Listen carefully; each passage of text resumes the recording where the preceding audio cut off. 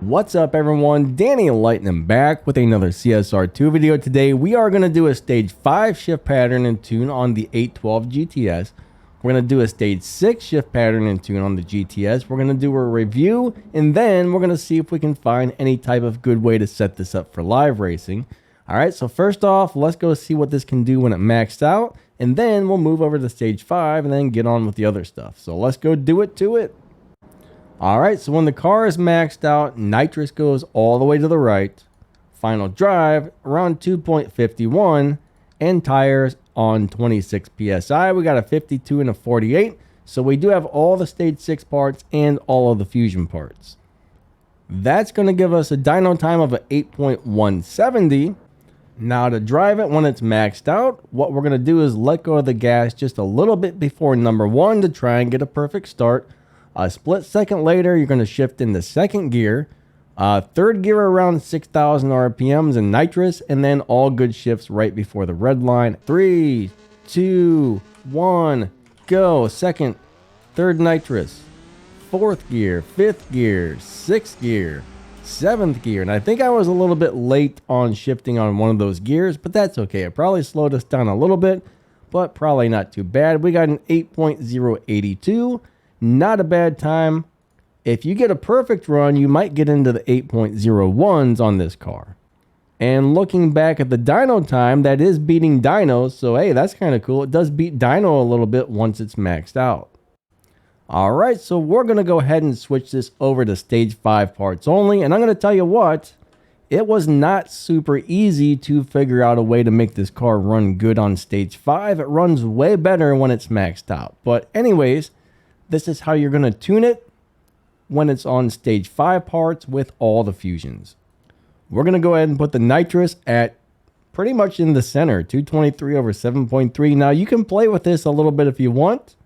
Transmission at 2.80, so final drive at 2.80. Tire pressure stays at 26 psi, and that gives us a dyno of a 10.016. 10.016. Big thank you to Nitro for CSR for letting me use your account. Currently, I don't have this car maxed out on my account, so I'm using Nitro's. Link to his video, his YouTube channel in this video's description. Thanks, Nitro. Alright, so we're pretty much going to drive it the same exact way. It just shifts a lot slower. So let's check this out. 3, 2, 1, go. Second, third nitrous, fourth gear, fifth gear, sixth gear, and seventh. And we probably didn't have to shift into seventh, but we did anyway. You can play around with that if you want.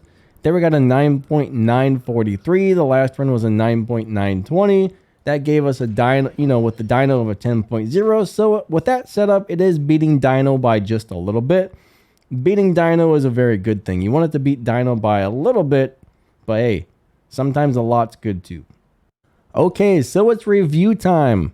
What did we find out? First off, there's no good live racing setup for this car. Now on stage 5, if you play with your transmission and move it a little further to the left, you can make the car beat dyno by a lot, which will win some live races, but after a couple of races, it'll move it into a faster lobby, and then a faster lobby, and then a faster lobby, and you won't be able to win anymore. So I don't really see this as a good live racing car. Maxed out, it can do about 439 miles per hour, which is really good.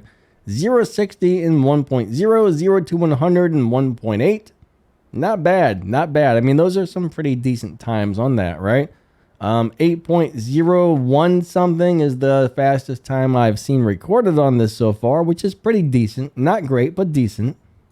And yes, with enough parts installed, it will beat Tempest 3 Tier 5, no problem, but you're going to have it pretty close to being maxed out, I think. There's really nothing special that stands out about this car. It does beat dyno by a little bit on stage 6, a little bit on stage 5, or a lot on stage 5 if you tune it correctly, but I don't know. I'm not into it. It's not something that I would upgrade personally. I think I'm going to let this set and collect dust. And if I actually need it for something one of these days, then cool. Maybe I'll use it at that point. But for right now, it's just going to be a big dust collector. I don't know. I'm not into it. it's what you would call a decent car. I wouldn't say it's bad, but it's definitely not that good compared to a lot of the other cars in the game. If you really want to help your favorite YouTube channels out, always hit that like button and subscribe to their channel, share their videos with your friends, and if you have the time, watch the videos till the end. YouTube pays attention to all of those stats, and those will really help your favorite YouTubers out. Thanks for watching. You guys are awesome.